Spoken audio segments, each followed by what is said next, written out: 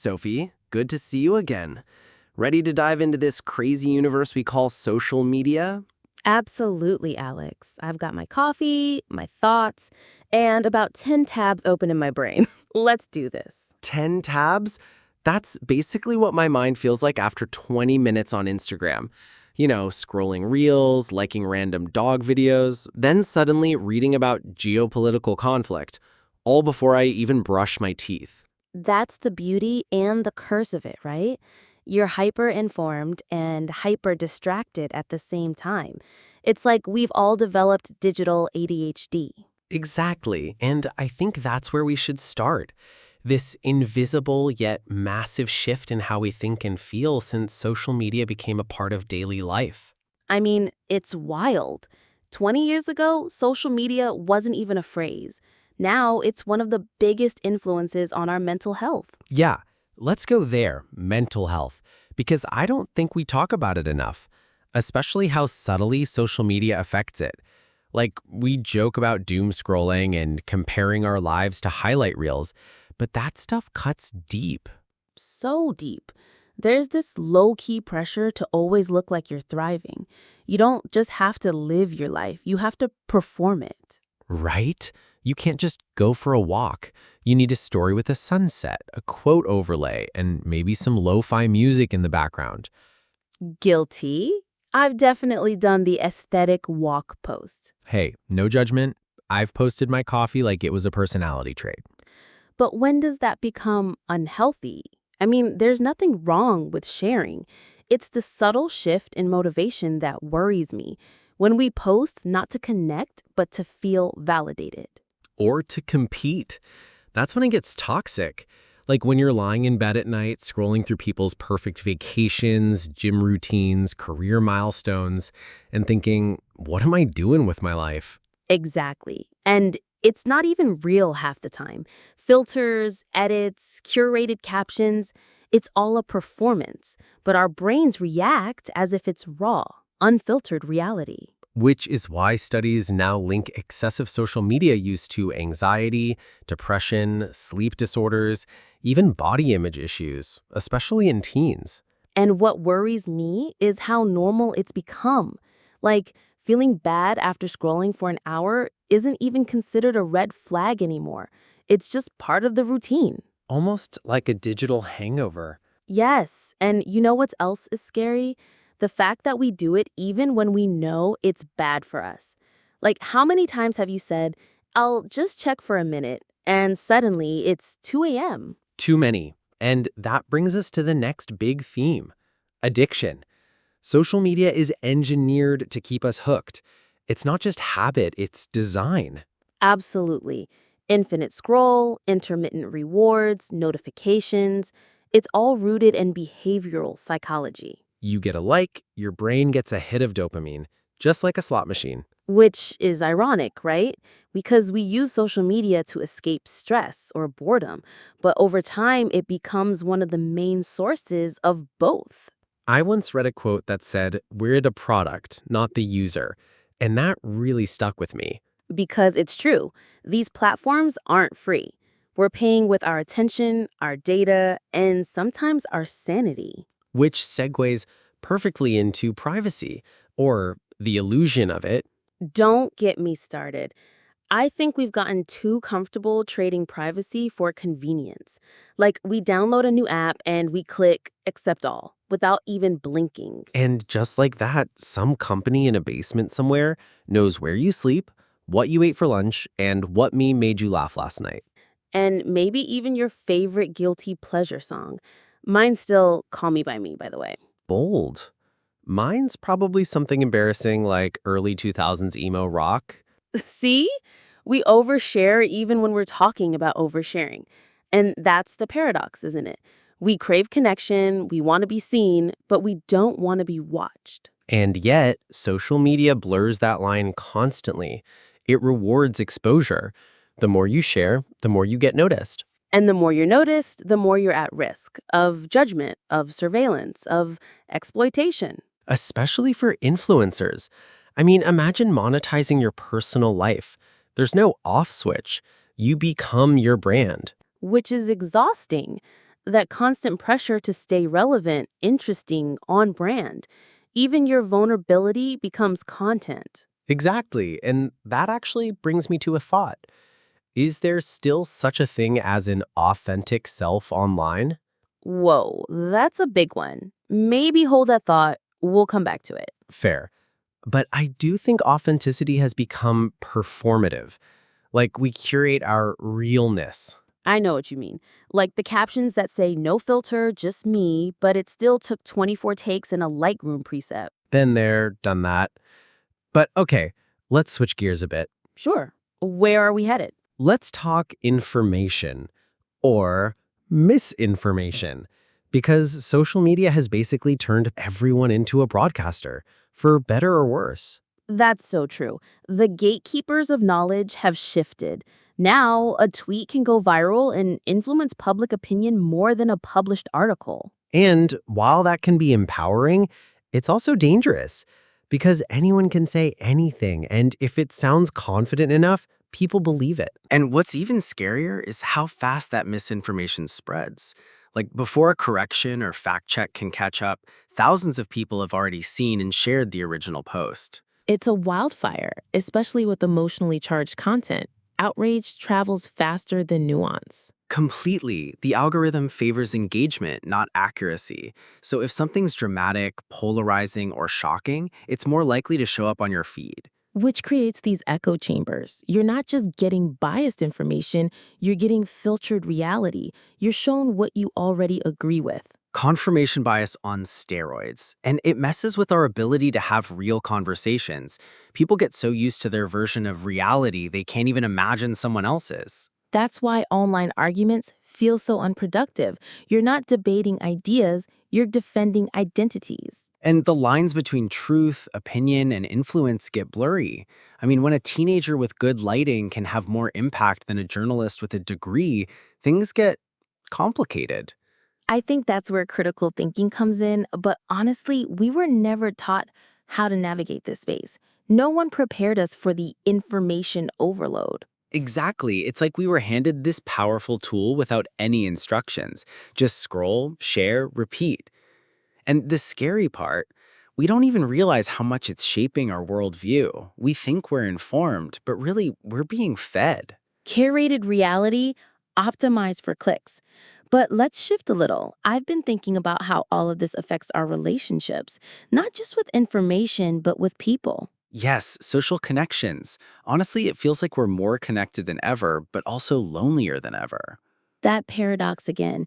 You've got hundreds of followers, maybe thousands, but when something real happens in your life, who do you actually call? Exactly. A like isn't support, a comment isn't presence, and DMs aren't the same as real conversation.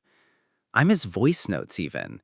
There's more emotion in a voice crack than 100 emojis. But it's also about how social media reshapes our expectations. Like now, if someone doesn't reply within an hour, it feels personal. We're conditioned to expect instant interaction. And that creates anxiety, constant notifications, read receipts, last seen. It's a recipe for misunderstanding. Also, relationships are so public now. You post with your partner, and people start analyzing your happiness based on how often they appear in your feed. It's like love has a performance quota. And if you stop posting, people assume something's wrong. Which puts pressure on real relationships to meet digital expectations. You start making decisions based on how it will look online, not how it feels offline. Exactly. And then there's the comparison trap. Seeing couples doing extravagant things, giving gifts, traveling, and wondering if your relationship is enough. It's exhausting. Real intimacy isn't made for public consumption. But now, if it's not online, people think it's not real. Same goes for friendships. We often confuse social media interactions for actual friendship maintenance. A birthday comment is not the same as a phone call. And if someone doesn't engage with your content, you start wondering if something's wrong. We've let algorithms decide who we feel close to. That's such a strange idea, but so true. The people who show up on your feed most aren't always the people closest to your heart. And the longer we stay in this space, the harder it becomes to distinguish between who we know and who we just follow. Or who we think we know. We see their updates, their stories, and we feel close, but we're not actually talking. We're just observing. It's digital voyeurism in a way, passive connection. Feels warm but hollow. That's a perfect way to put it. And maybe that's the heart of the problem. We're trading depth for frequency, real intimacy for constant connection. And the scary part is, we don't even notice it happening. We adapt. We accept less because we're used to it. But here's the question. Do you think this is reversible, or is this just the new normal? I think it depends on awareness. If we start questioning our habits, we might change them. But as long as we just go with the flow, the current only pulls us further. And the current's getting stronger, especially with AI stepping into the mix. That's probably where this whole thing is heading next. Yes, AI influencers, deep fakes, bots that sound more human than we do. It's not just about connecting with people anymore, it's about navigating interactions that aren't even real. It makes you wonder, what will social media look like in 10 years? Will we even be able to tell what's real and what's generated? Or will we care? If the content's engaging enough, do we question the source? That's a scary thought. We're already seeing people form emotional connections with virtual personalities. And not just chatbots or influencers. Think about how filters are changing our perception of beauty. You're not comparing yourself to real people anymore. You're comparing yourself to AI-enhanced versions. Which leads to more insecurity, more pressure, and more disconnection from reality. And yet, the platforms keep evolving. They're not slowing down. They're getting smarter, more immersive, more addictive. So what's the answer? Quit? Go off grid? I don't think that's realistic for most people, but I do think it's about intentional use, making sure you're in control, not the algorithm. So digital literacy? Exactly. Learning to pause, ask, why are you opening the app? Ask, what are you looking for? And being okay with missing out. Not everything needs to be seen or shared. That's a big one. The fear of missing out is such a driver. But sometimes missing out is actually peace. That's deep. Missing out is tease. Might have to quote you on that. Go ahead, but don't forget to tag me.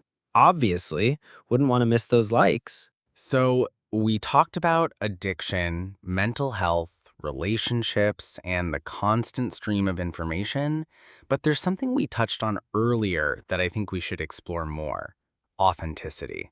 Yes, the whole idea of being your true self online. It's tricky because even when people try to be real, they're still choosing how to appear. You're still editing. Exactly. Even vulnerability has become stylized. You see posts that are like, here's my messy side, but they're written with the perfect lighting, the perfect caption, and a carefully cropped photo. Which makes me wonder, are we performing even when we think we're not? I think so. The presence of an audience changes everything. The second you know someone's watching, even if it's just a few followers, it affects what you say and how you say it. And when your identity is shaped by likes and comments, you start adjusting. You post more of what gets attention. You cut out parts of yourself that don't fit the brand. It's like a feedback loop. You present a version of yourself, people react, and that reaction reinforces that version. Over time, it becomes hard to separate who you are from who you're presenting. And it's not just about what you post, it's also about what you hide. We filter out the parts of life that aren't pretty or exciting or impressive. We end up curating our existence, like creating a museum of ourselves. Every post is an exhibit, every story a performance. And when you compare that polished version of others to your messy, real life, it messes with your head. You start feeling like you're falling behind or not good enough, even when things are going fine. I've had those moments. Things are okay, but one scroll through social media and suddenly I feel like I should be doing more, having more, being more. We've normalized living under constant evaluation. It's not enough to be happy. You have to look happy, publicly. It's exhausting. And the weirdest part? It's self-imposed. No one's forcing us to post, but we do it because we're afraid of being forgotten. Or being invisible. In a world where attention is currency, being unnoticed feels like failure. And that's dangerous because it ties your self-worth to your visibility. If the likes go down, your mood goes down. Or if someone else is blowing up, you start questioning yourself. Why them, not me? Which brings us to comparison. That's another monster living inside social media. Constant benchmarking. It's no longer just keeping up with the Joneses. It's keeping up with the entire internet. And everyone's highlight reel looks better than your behind the scenes, which is why it's so important to remind ourselves it's not real. It's edited, filtered, sometimes fake. But knowing that intellectually doesn't always protect you emotionally. You still feel the gap. So how do we deal with that? What's the antidote to this curated pressure? Maybe honesty, not performative honesty, but the kind that doesn't need applause. Sharing things not for validation, but for connection. And also maybe stepping back, taking breaks, reconnecting with people offline where you don't need to filter your words or your face. I've done digital detoxes before, and every time I'm shocked at how different my brain feels. More focused, less anxious. Same. But then I go back and within days I'm back to old patterns. It's like muscle memory. That's why I think it's less about quitting and more about resetting your relationship with it. Like you don't have to disappear, you just have to use it differently. Intention over impulse. Exactly. Ask yourself, why am I opening this app? Is it boredom, habit, loneliness? Or even worse, avoidance. Sometimes I scroll just to numb myself from something I don't want to feel or face. That's deep and common. Social media is the perfect distraction. It gives you the illusion of being busy without actually doing anything. And you don't even realize you're escaping. You just feel vaguely unsatisfied, and the scroll promises instant dopamine. But it's always short-lived. You put the phone down and the emptiness is still there. That's why I think the real solution isn't digital, it's emotional. Learning to sit with boredom, discomfort, silence. Learning to be okay with not being seen, not being liked, not being productive every second. That's radical in today's culture, but probably the healthiest rebellion. So what do you think the future looks like? Are we going to fix this mess or sink deeper into it? Honestly, I think we'll go through both. Some people will wake up, others will sink further, but I hope we start having more conversations like this. Because that's where change starts, not with the platforms, but with the people using them. Exactly. The tools aren't evil. It's about how we use them and whether we let them use us. So maybe the real challenge isn't quitting social media, it's staying human while using it. That's the line right there. Staying human in a system built to make you act like a product. We can still choose. We can choose presence over performance, realness over reach. But it takes awareness, discipline, and community. Conversations like this one. I'm glad we're having it. Even if no one's listening, it feels important. Someone is listening, even if it's just ourselves. You know what's interesting? We've been talking about all this from our perspective, but imagine being born into it, growing up never knowing a world without social media. That's something I think about a lot. For us, social media was something that appeared in our lives. We had time before it. We can still compare. But for younger generations, it's just the air they breathe.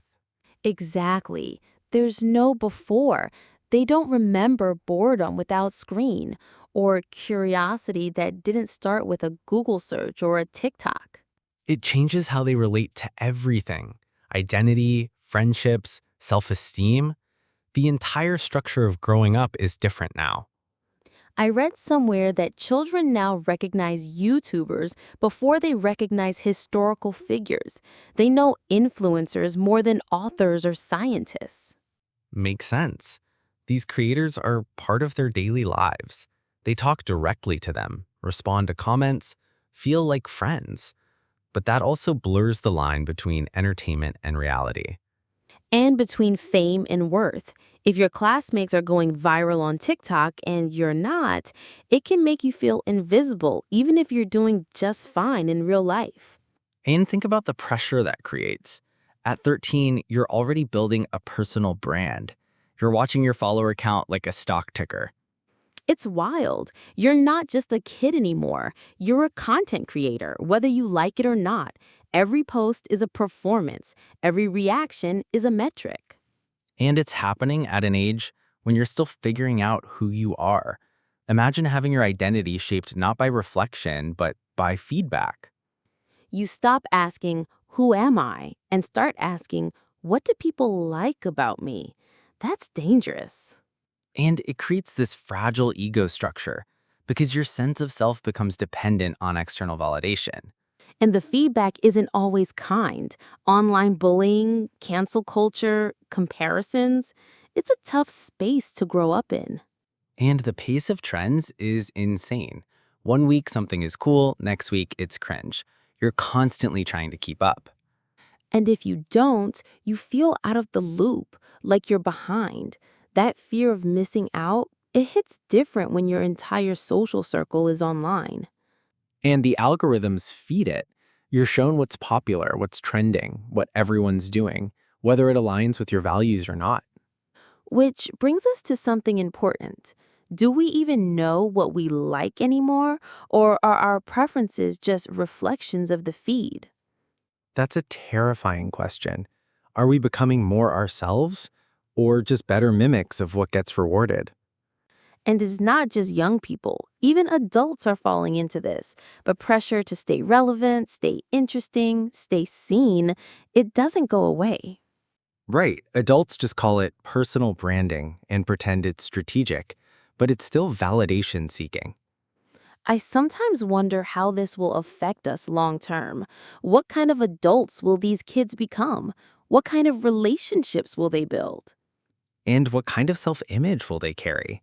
If their whole life has been lived through a lens, will they even know who they are outside of it? We're already seeing signs: increased anxiety, depression, identity confusion. It's not just theory, it's showing up in data. And in real stories. Teens deleting photos because they didn't get enough likes. Kids feeling like failures because their posts didn't trend. Which makes you think, who's responsible? Is it parents, platforms, schools, us? I think it's all of the above, but I also think we need to build digital resilience. Teach young people how to use these tools without being used by them. Yes, and part of that is modeling it ourselves. If we're glued to our phones, chasing validation, what are we teaching? It has to start with awareness, and maybe even new rules. Not to restrict, but to protect. Like boundaries around screen time, but also around content, asking, why am I sharing this? Or what am I hoping to get from this? And also teaching that it's okay to be unseen, that worth isn't tied to engagement, that life is more than metrics. Honestly, that lesson would help everyone, not just kids. You're right, we all need reminders that likes aren't love, that attention isn't the same as connection. And that sometimes the most meaningful moments are the ones that don't make it to a post. Maybe that's the ultimate rebellion, living fully, quietly, without needing to prove it online. It's definitely rare these days, but also kind of beautiful. It is. And it makes me think, maybe the future isn't just about better platforms or smarter algorithms. Maybe it's about stronger people, more intentional, more grounded. People who can enjoy the digital world, but still stay rooted in the real one. People who can see through the noise and hold on to their voice. People who aren't afraid to go offline and just live. So far, we've talked a lot about the personal side of social media, how it affects identity, mental health, and relationships. But what about the bigger picture? What about how it's shaping society? Yeah, that's where things get even more complicated. Because social media isn't just about personal updates anymore. It's political, cultural, global. Exactly. A single tweet can spark a protest. A hashtag can start a movement. In some ways, social media has become the loudest megaphone on the planet. And that can be powerful. Look at how people have used it to expose injustice, organize demonstrations, raise awareness. It's changed the game for activism. For sure. Things that used to stay hidden are now being filmed, uploaded, and shared within minutes.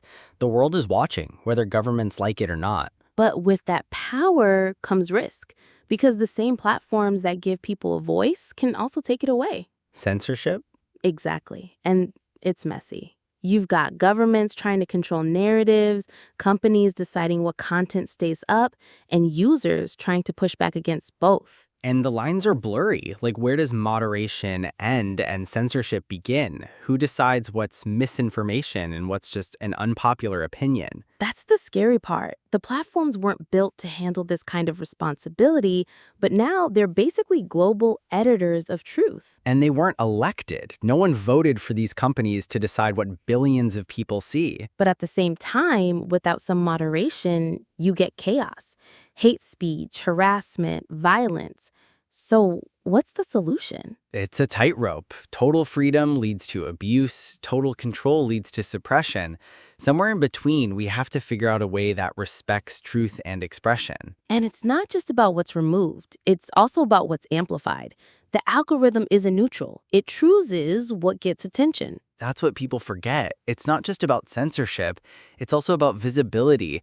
What you don't see shapes your worldview just as much as what you do. Exactly. Two people could be using the same platform and living in completely different realities. And that leads to polarization. Everyone thinking they have the full picture when they're only seeing a carefully curated slice. It's like we're all living in different echo chambers, just louder and more convinced we're right. And the louder you shout, the more the algorithm rewards you. Outrage becomes content, division becomes engagement. Which makes you wonder, are these platforms helping us understand each other or just keeping us at war? Probably both. They've connected people who would have never met, but they've also built walls between people who used to be neighbors. And sometimes I think the platforms themselves don't know what they've created. Like, they built the machine, but now it's running on its own logic. And the logic is keep people scrolling. Doesn't matter if it's healthy or accurate or kind, just make it engaging. Even if it burns everything down in the process. Which brings us back to the question we keep circling. Is social media still a force for good? I want to say yes. I hope it can be, because I've seen it do good. I've seen people find support, build communities, learn, grow. Same. It's not all bad. There are spaces online that feel safe, uplifting, real, and there are voices being heard now that were ignored for decades. But it's not automatic. It takes effort, conscious use, critical thinking, and a willingness to admit when it's doing more harm than good. That's the part we struggle with. We want the benefits without acknowledging the costs. And the costs are real, not just emotionally, but politically, socially, even environmentally. Environmentally? Think about the energy used by data centers, the carbon footprint of constant streaming, the e-waste from phones designed to be replaced every 2 years. It adds up. I hadn't even considered that. So even our digital lives have a physical impact. Everything is connected, and yet we treat online life like it's somehow separate from the real world. Maybe because it feels separate. You're alone in a room tapping a screen, but your words are reaching people across continents. Which is why it's so powerful and why it's so dangerous when we use that power carelessly. I think we need to remember that every post, every comment, every click, it's not just data, it's action, influence, a vote for the kind of world we want. That's a good way to put it. We're not just consumers, we're creators of culture every day. So what culture are we creating? That's the question. Are we building empathy or ego? Are we connecting or comparing? Are we lifting people up or just trying to get noticed? And I guess the scary part is most people aren't asking that question. They're just reacting, following trends, chasing numbers. Which is why conversations like this matter, because they slow things down. They make you reflect. And hopefully act. Even small changes like unfollowing toxic accounts, muting the noise, supporting creators who build community instead of chaos. Or just being kinder, more human, less performative. Maybe that's how we shift the tide, not by quitting, but by choosing differently. One post, one comment, one scroll at a time. We've talked a lot about how social media affects us now, but I've been thinking, what happens next? Like, where's all this heading? That's the big question, isn't it? Because tech doesn't stand still. We're not just dealing with Facebook and Instagram anymore. We're heading into a world of augmented reality, virtual spaces, digital identities. Right. The metaverse, digital twins, wearable AI. We're not just using technology, we're becoming part of it. And that changes everything, because soon your digital self might be just as real, if not more visible than your physical one. Imagine walking through a city where you're seeing pop-ups, ads, friend statuses, and reviews through glasses, like your whole social media feed layered onto the real world. It sounds futuristic, but it's not far off. Some of it is already here. Filters, smart lenses, virtual concerts. Our lives are already partially augmented. Which blurs the line between online and offline. What does real life even mean anymore when your physical environment is constantly overlaid with digital info? And it's not just about what you see, it's about how you exist. Like, who are you in those spaces? Are you yourself, a curated avatar, a version of you that never gets tired or insecure? That brings us back to identity again. If you can design your ideal self, looks, voice, personality, how long before your real self starts to feel insufficient? That's already happening with filters and avatars. People are getting surgeries to look more like their filtered selfies. And it's going to accelerate. Imagine kids growing up with virtual versions of themselves that are better in every way, more confident, more attractive, more popular. How do you come back to reality after that? Or do we stop coming back altogether?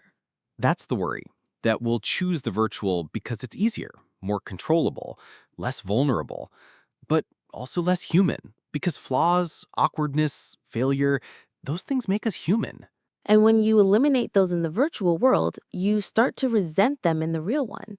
You expect perfection, first from yourself, then from others.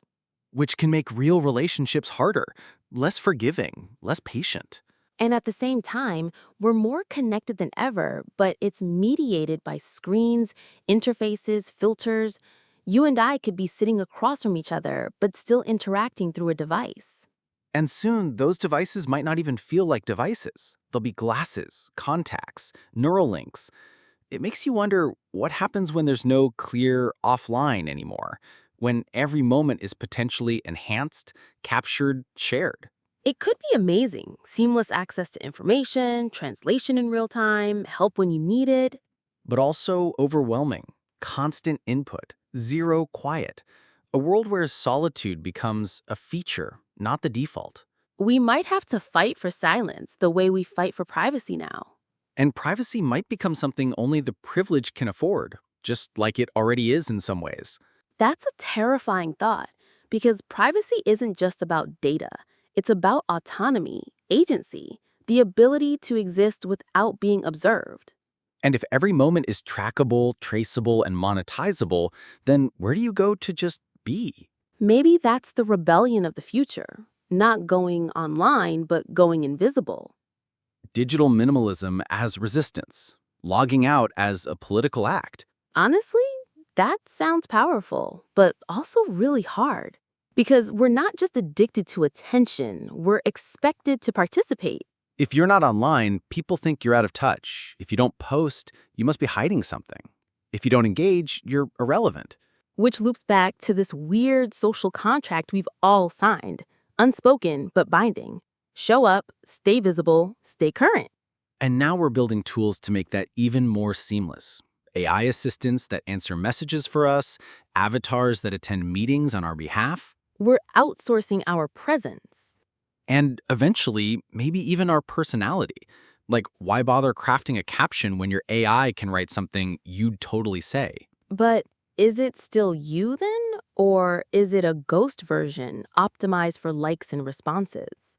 I think the fear is that we'll start losing the messy, imperfect, human part of ourselves, the part that doesn't fit into an algorithm. But maybe that's what we need to protect. The glitch, the silence, the pause, the honest moment that doesn't trend. We'll need to build new values, new habits, new ethics for this world we're rushing into. Because it's not just about what tech can do. It's about what we want it to do, what we allow it to shape in us. And we get to decide. Not all at once, but choice by choice, post by post. Maybe that's the hope, that even as the lines blur, we can stay clear on one thing. what kind of humans we want to be. Not just in the feed, but in the world, in relationships, in quiet moments no one sees. Because that's where the real life still lives, and it's worth protecting. There's something I've been thinking about lately. What happens to all of this when we're gone? Like the posts, the photos, the voice notes, the comments, our digital traces. You mean our digital legacy? Exactly. It's strange to realize that when we die, a version of us keeps floating around online. Maybe forever. It's haunting, really. You could scroll through someone's profile years after they're gone and still feel like they're here. Their birthday reminders, their old stories, even memories popping up. It's like we've created these digital ghosts, not intentionally, but they exist. Fragments of us stuck in time. And it's not even the full us, it's the filtered version. The best angles, the clever captions, the highlight reels. Which means our digital legacy isn't necessarily honest.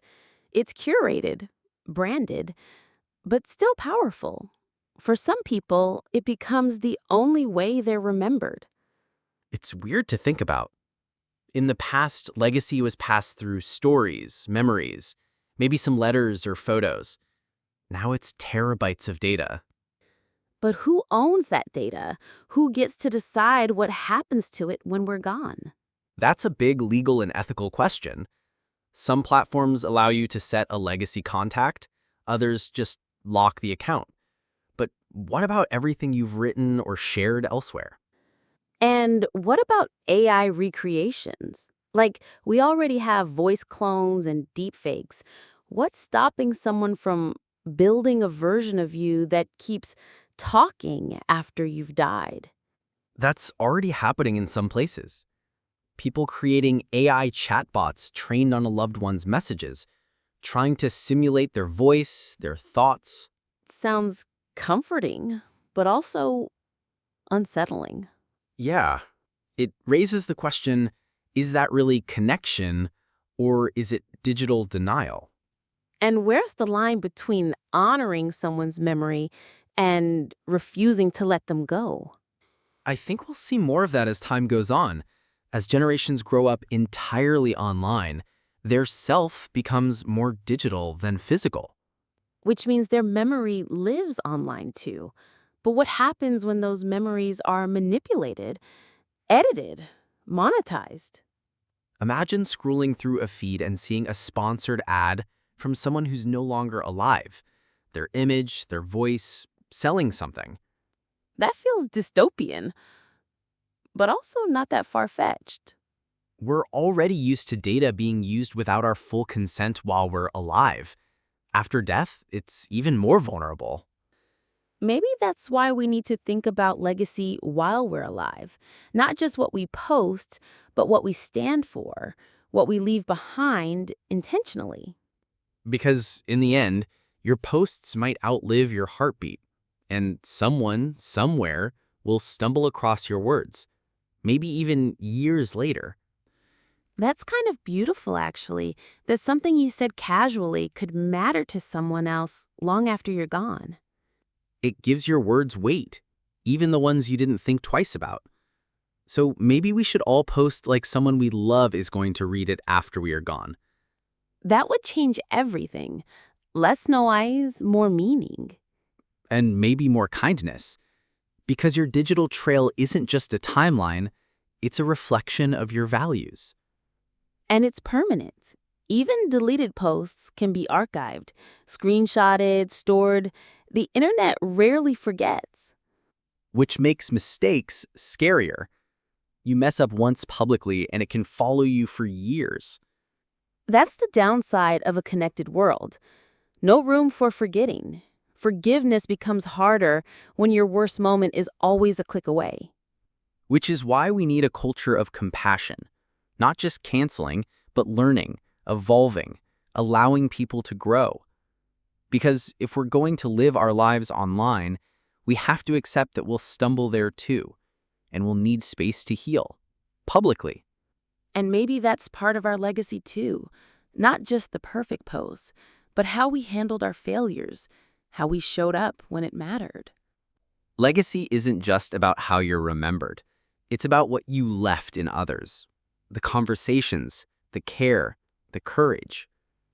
And you don't need millions of followers to have a powerful legacy.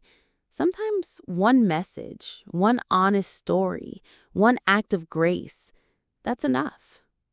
It reminds me that behind every profile is a person, a full, complex, imperfect human being. We forget that too easily. We scroll past people like they're content, not consciousness. Maybe part of reclaiming humanity in the digital age is slowing down, remembering the person behind the post, the heart behind the handle. And remembering that one day, someone will look back at your timeline and try to understand who you were. What do you hope they see? I hope they see honesty. Someone who tried. Someone who felt deeply and loved deeply. Who didn't always get it right, but stayed open. That's beautiful. I think I'd want something similar.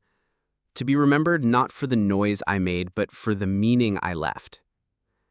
Maybe that's the whole point of this conversation, to remind us that social media is a tool, but legacy, that's in how we live, not just how we post. And maybe that's the real message. Stay human. Stay grounded. Be intentional. Because one day, your feed might be someone's window into your soul. So, after everything we've talked about, all the layers, all the noise, all the consequences, what now?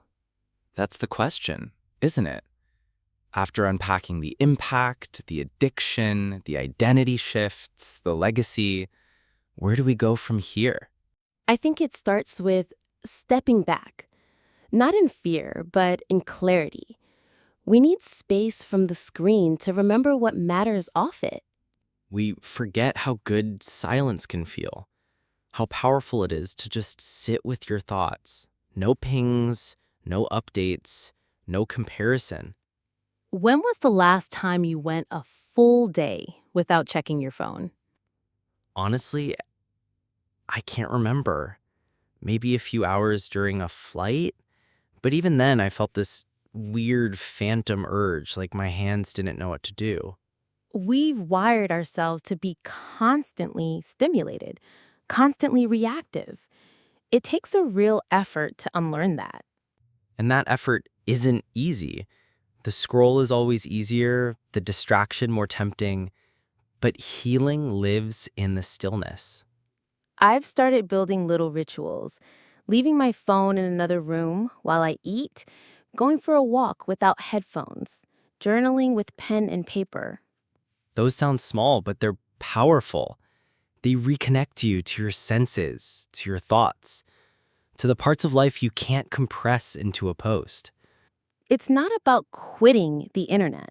It's about returning to yourself, remembering that you exist even when you're not visible to others. That's so important because we've become so obsessed with being seen that we've forgotten how to see our surroundings, our breath, the people next to us. And I think when we slow down, we start noticing what really feeds us. Conversations that aren't recorded, laughter that doesn't need to be posted, moments that belong only to us. That's where real life is. Not in the archive, but in the unrepeatable now. And I think there's healing in letting go of the need to capture everything and saying, this is for me, not for them. Yes, that quiet claim of your life back. That's powerful. And maybe that's the next phase, not digital detox, but digital discernment, choosing what deserves your attention, what deserves your energy. Because you can't pour your soul into a feed and expect it to fill you up. You need depth, stillness, people, nature, things that don't run on algorithms.